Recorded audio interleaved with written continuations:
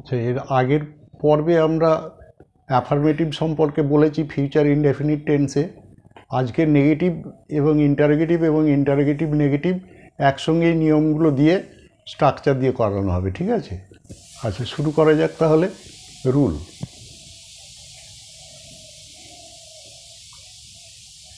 Future indefinite, FUTURE, future indefinite, INDEFINITE, indefinite tense এর affirmative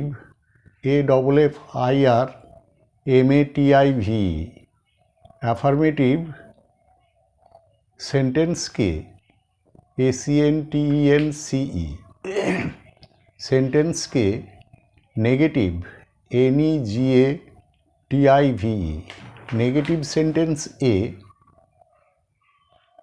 SENTENCE-A সেন্টেন্সে পরিণত করিবার সময়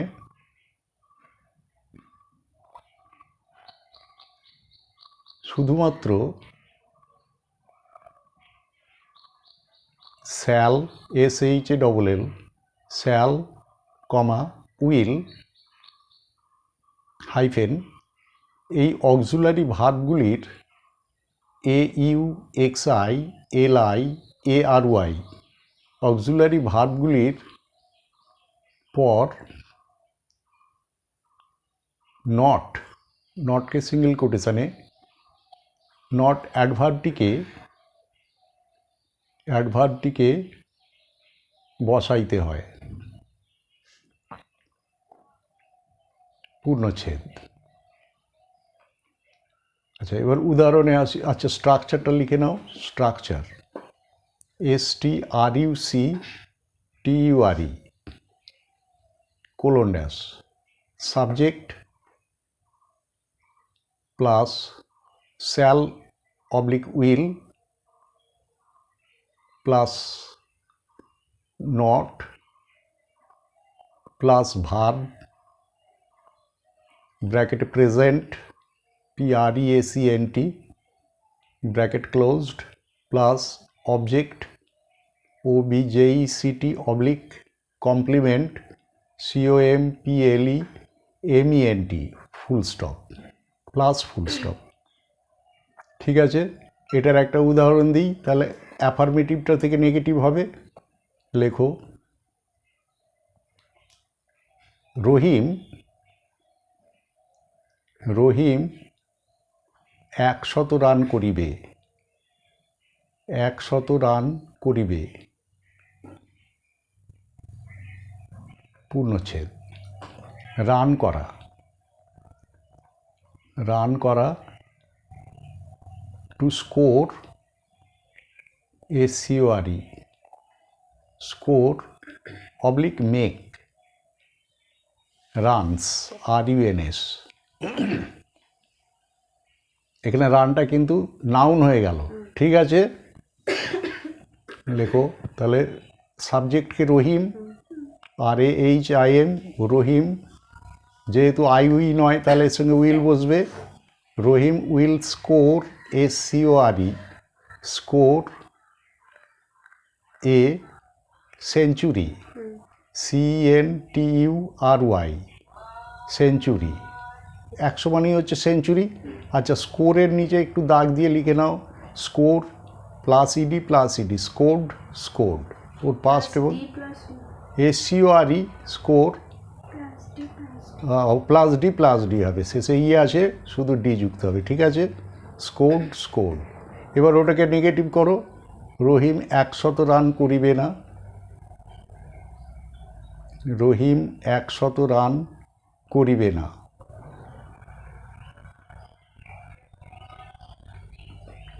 হয়েছে? আচ্ছা, এখানে স্কোর ভাবটা ইউজ করবে না, যেহেতু মেকও দেয়া আছে, তাহলে মেক ভাবটাকে ইউজ করব, ঠিক আছে? তাহলে দুটোরই প্রয়োগ পাওয়া যাবে। Rahim will not make a century, CENTURY, full stop. হয়েছে? এবার আমরা ইন্টারোগেটিভে আসবো, রুল লেখো, RULE হয়েছে, লেখো future indefinite, future indefinite INDEFINIT indefinite tense এর অ্যাফার্মেটিভ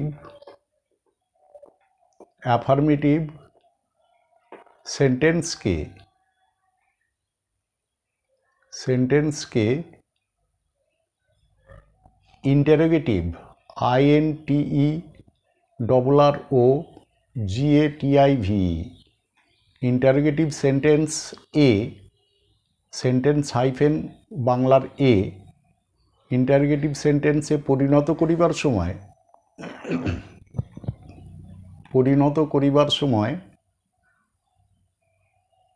কমা সাবজেক্টের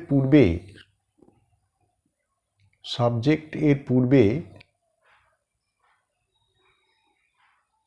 অক্সিলারি ভার্বগুলিকে AUXI LI ARY অক্সিলারি ভার্বগুলিকে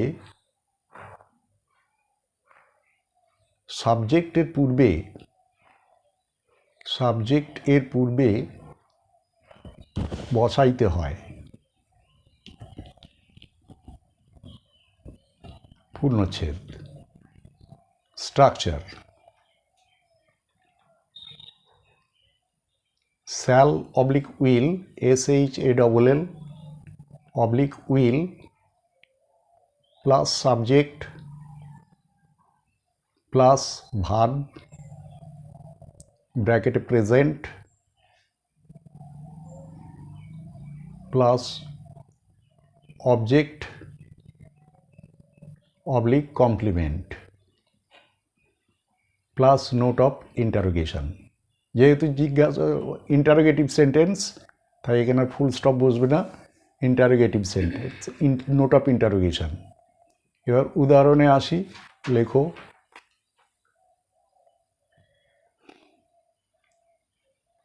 কুকুরটি বিড়ালটিকে তাড়া করিবে। আচ্ছা, বোধহয় এই সেন্টেন্সটা হয়ে গেছিল কি আগে একবার? আচ্ছা, লেখো কুকুরটি বিড়ালটিকে তাড়া করিবে।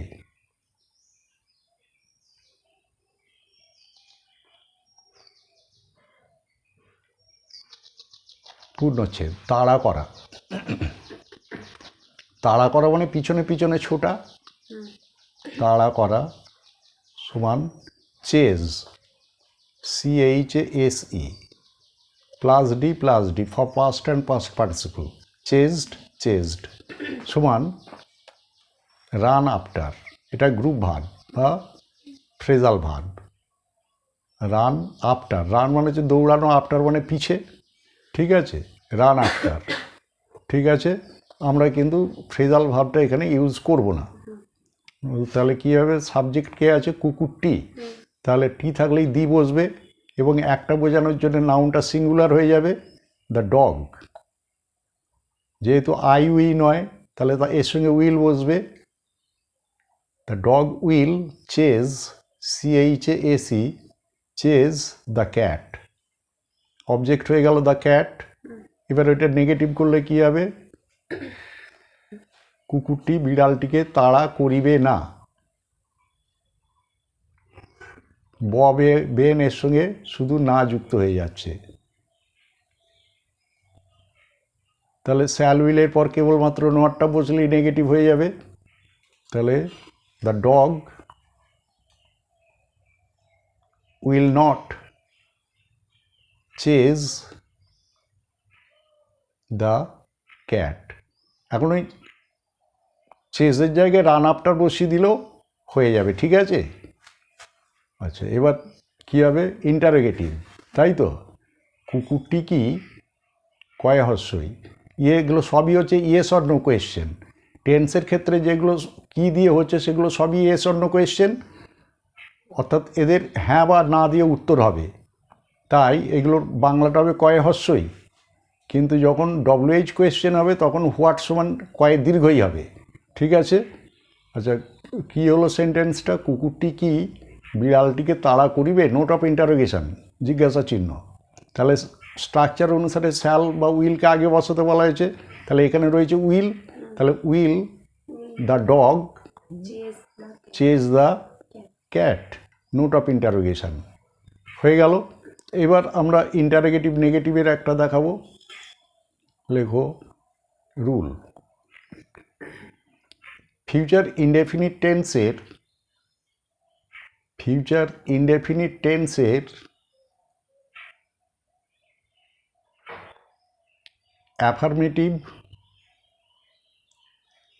অ্যাফার্মেটিভ সেন্টেন্স এর হাইফেন এর ইন্টারোগেটিভ সেন্টেন্সকে ইন্টারোগেটিভ INTERROGATIVE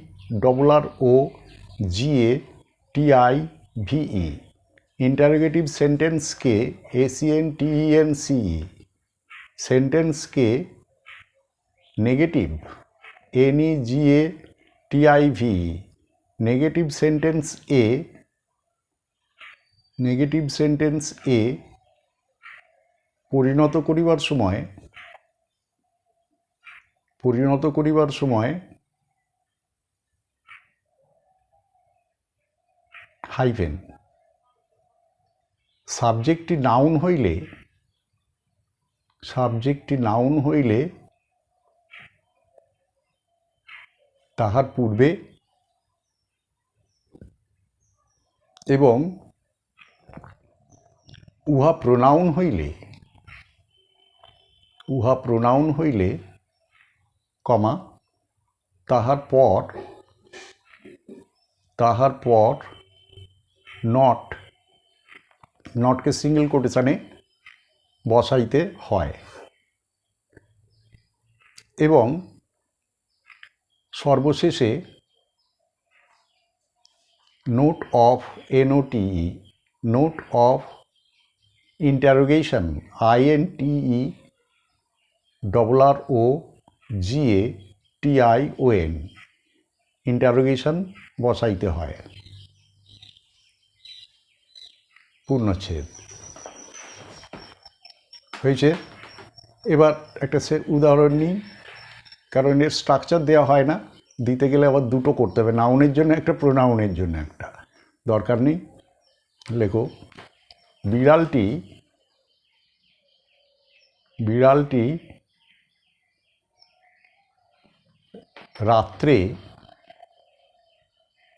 রাত্রে রান্নাঘরে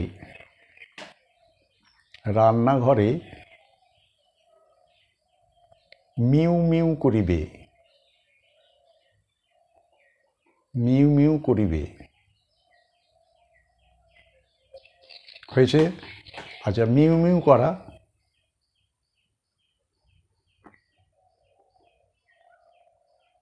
মিউ MEW প্লাস ইডি মিউড।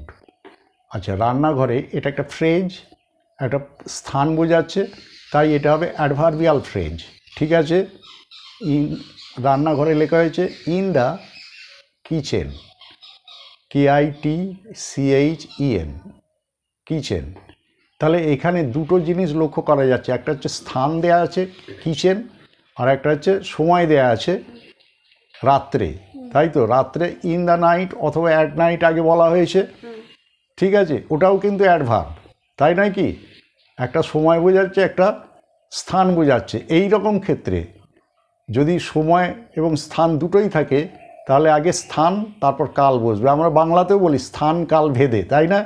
তাহলে প্রথমে স্থান এবং পরে কালটা বসাতে হবে। তাহলে কি হবে? বিড়ালটি, তাহলে দি এবং ক্যাট সিঙ্গুলার হবে, দ্য ক্যাট। এর সঙ্গে উইল বসবে, উইল মিউ, ভার্বের প্রেজেন্ট ফর্ম বসে গেল, উইল মিউ। এবার কি বসবে? স্থান আগে বসবে, তাই তো? তাহলে ইন দ্য কিচেন, KITCHEN, কখন? অ্যাট নাইট অথবা ইন দ্য নাইট। ইন করলে দি বসবে, আর অ্যাট করলে দিটা বসবে না, ঠিক আছে? আচ্ছা, এবার ওটাকে নেগেটিভ করব। বিড়ালটি রাত্রে রান্নাঘরে মিউ মিউ করিবে না, তাই তো আছে নাকি? করে দাও না যুক্ত করে।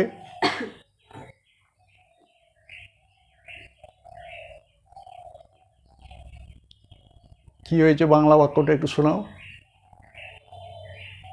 বিড়ালটি রাত্রে রান্নাঘরে মিউ মিউ করিবে না। ঠিক আছে, তাহলে কি হবে এবার? দ্য ক্যাট উইল নট, এরপর অ্যাডভার্বটা বসে গেল নট, উইল নট, মিউ ভার্বের প্রেজেন্ট ফর্ম বসে গেল। এবার কি বসবে? স্থানটা আগে আসছে ইন দ্য কিচেন, এবার টাইমটা আসছে কখন? At night. দুটো ফ্রেজ পাশাপাশি বসলো, দুটো ফ্রেজই কিন্তু অ্যাডভার্বিয়াল ফ্রেজ। ঠিক আছে, এবার যখন ফ্রেজ আলোচনা করব তখন বুঝিয়ে দেওয়া হবে কীভাবে ফ্রেজগুলোকে নির্ধারণ করা হচ্ছে। তাহলে এবার ইন্টারোগেটিভটা কি হবে? বিড়ালটি কি রাত্রে রান্নাঘরে রাত্রে না কি রয়েছে? হ্যাঁ, রাত্রে রান্নাঘরে মিউ মিউ করিবে? জিজ্ঞাসা চিহ্ন।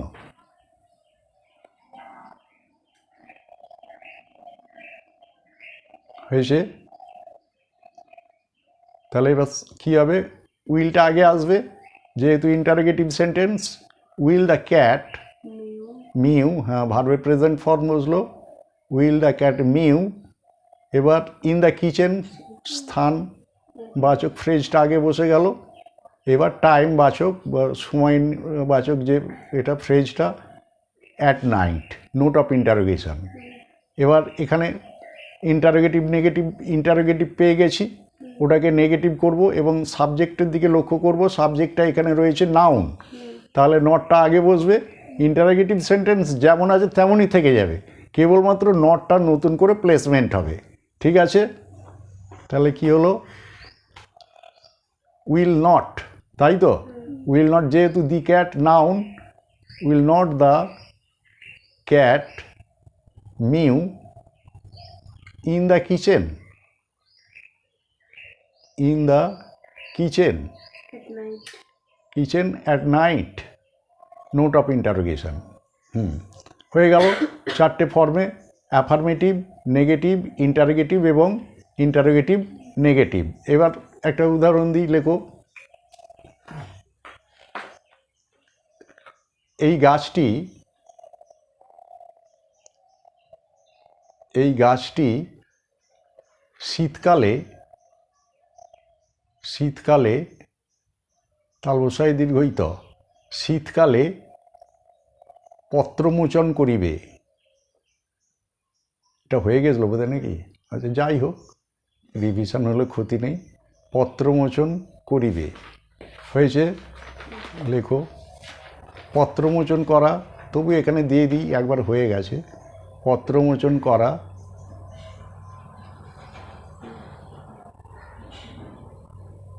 ডিফলিয়েট, DEFOLIATE, ডিফলিয়েট, +D+D। আচ্ছা,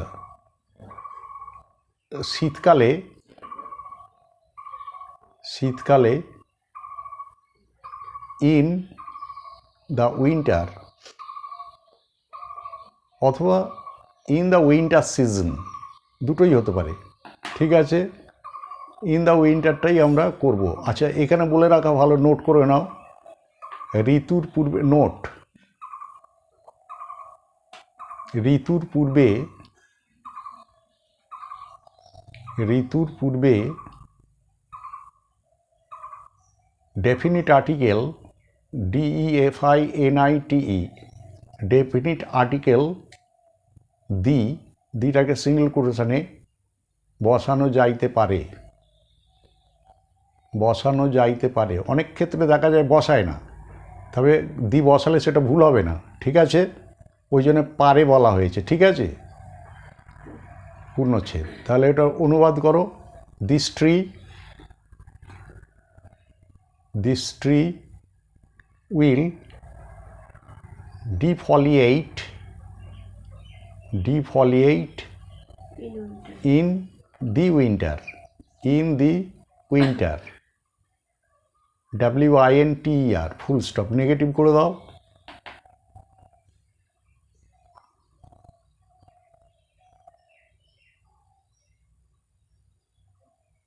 তাহলে ইন দ্য উইন্টার এটাও কিন্তু একটা অ্যাডভার্বিয়াল ফ্রেজ, টাইম ইন্ডিকেট করছে, তাই না?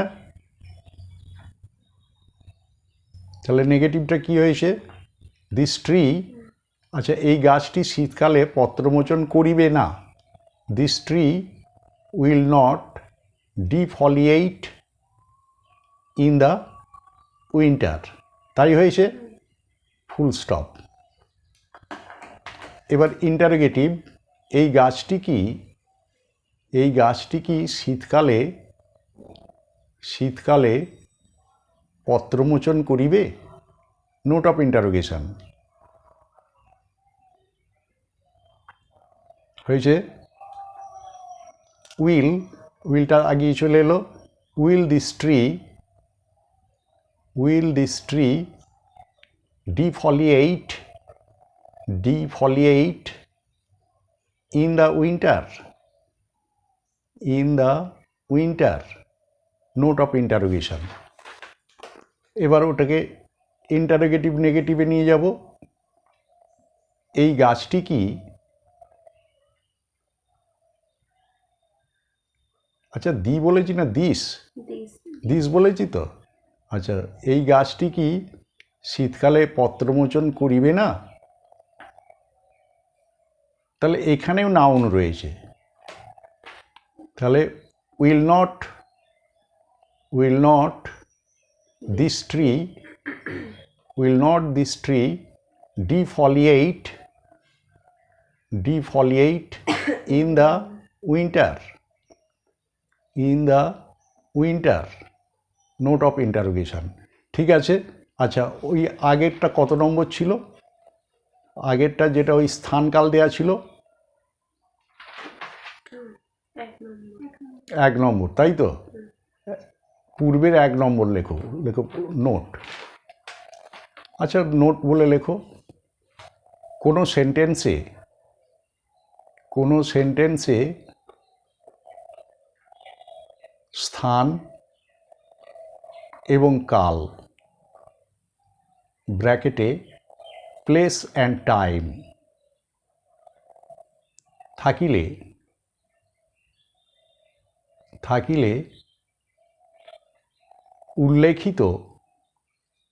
উল্লেখিত ক্রমেই, কয়রফলা ময়কা হস্যই, ক্রমেই ব্র্যাকেটে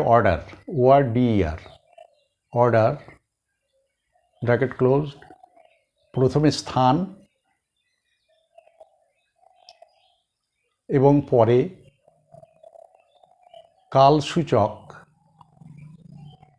কালসূচক ওয়ার্ড বা ফ্রেজ, PHRAC, ফ্রেজের বাংলা একটা করি, হ্যাঁ, বাঁধা বাক্যাংশ ব্যবহৃত হয়। তাহলে মোটামুটি আজকে এই পর্যন্ত থাক, ঠিক আছে? এর পরের দিন আবার আমরা কন্টিনিউয়াসে আসবো। ইনডেফিনিট 3টে শেষ হয়ে গেল, ঠিক আছে? এবার কন্টিনিউয়াস। Let's stop here.